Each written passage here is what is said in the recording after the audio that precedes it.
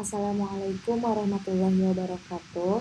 Perkenalkan, nama saya Wafa Laili Anggraini dengan NPM 1006030322159. Di sini saya akan mempresentasikan mengenai preformulasi dan formulasi sediaan fitofarmaseutika granul effervescent untuk diabetes mellitus. Selanjutnya ada latar belakang. Diabetes mellitus merupakan suatu penyakit metabolik dengan kondisi hiperglikemia. Hiperglikemia merupakan terjadinya peningkatan glukosa darah yang disebabkan karena adanya gangguan sekresi insulin atau menurunnya kerja dari insulin. Untuk diagnosis dari diabetes mellitus ini terjadi peningkatan glukosa darah puasa yaitu lebih dari 126 mg per desiliter. Selanjutnya terjadi peningkatan glukosa darah 2 jam setelah makan, yaitu lebih dari 200 mg per desiliter. Prevalensi diabetes ini terus meningkat sehingga dibutuhkan terapi yang aman dan juga efektif. Selanjutnya ada tujuan terapi. Tujuan terapi ini yang pertama, menurunkan dan mengontrol kadar glukosa darah. Yang kedua, mengurangi risiko terjadinya komplikasi. Yang ketiga, menghilangkan keluhan klinis yang terjadi pada pasien. Yang keempat, mampu meningkatkan kualitas hidup pasien. Dan yang terakhir yaitu keberhasilan terapi yang ditandai dengan terkontrolnya glukosa darah. Berikut adalah contoh tanaman yang bisa digunakan sebagai antidiabetik. Nah, contohnya seperti daun insulin, buah pare, sambiloto, daun salam, kayu manis, dan lain-lain.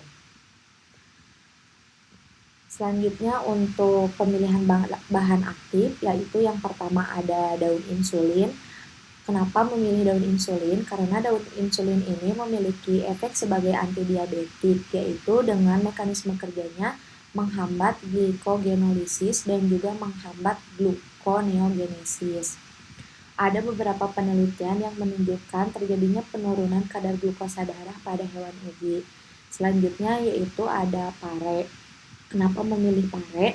Karena pare juga memiliki aktivitas antidiabetik, yaitu bisa terjadinya hipoglikemi atau terjadinya penurunan glukosa dengan mekanisme kerjanya yaitu yang pertama menghambat gluconeogenesis di hati, melindungi sel beta pankreas, meningkatkan sensitivitas insulin, serta bisa mengurangi stres oksidatif.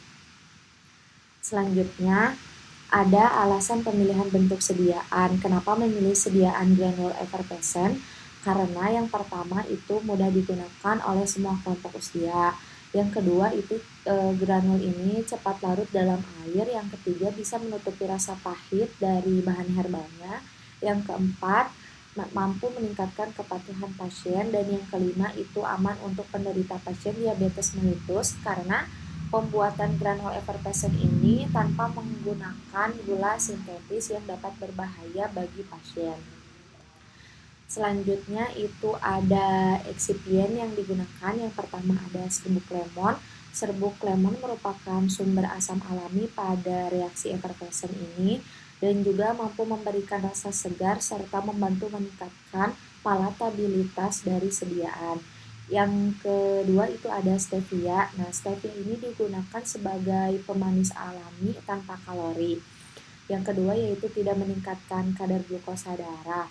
Stevia ini juga memiliki aktivitas farmakologi sebagai antidiabetik, antioksidan, antiinflamasi, dan juga antimikroba. Stevia ini cocok digunakan untuk pasien yang diabetes. Selanjutnya ada aerosil, di mana aerosil ini berfungsi sebagai glidan dan juga untuk mencegah terjadinya penggumpalan atau digunakan juga sebagai anti-caking. Nah, aerosil ini juga bisa berfungsi untuk menjaga stabilitas dari granulnya. Eksipien yang keempat yaitu ada maltodextrin, di mana maltodextrin ini berfungsi sebagai bahan pengisi dan juga pengikat yang dapat membantu pembentukan granul yang lebih stabil.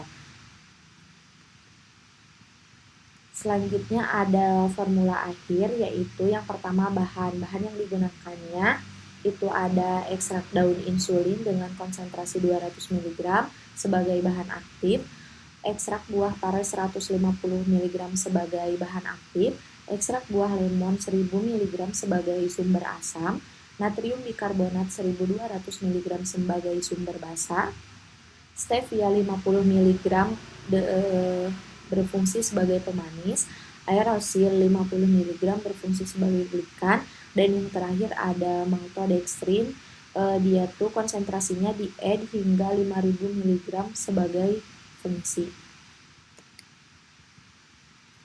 Mungkin presentasi saya cukup sekian, mohon maaf apabila ada kekurangan. Wassalamualaikum warahmatullahi wabarakatuh.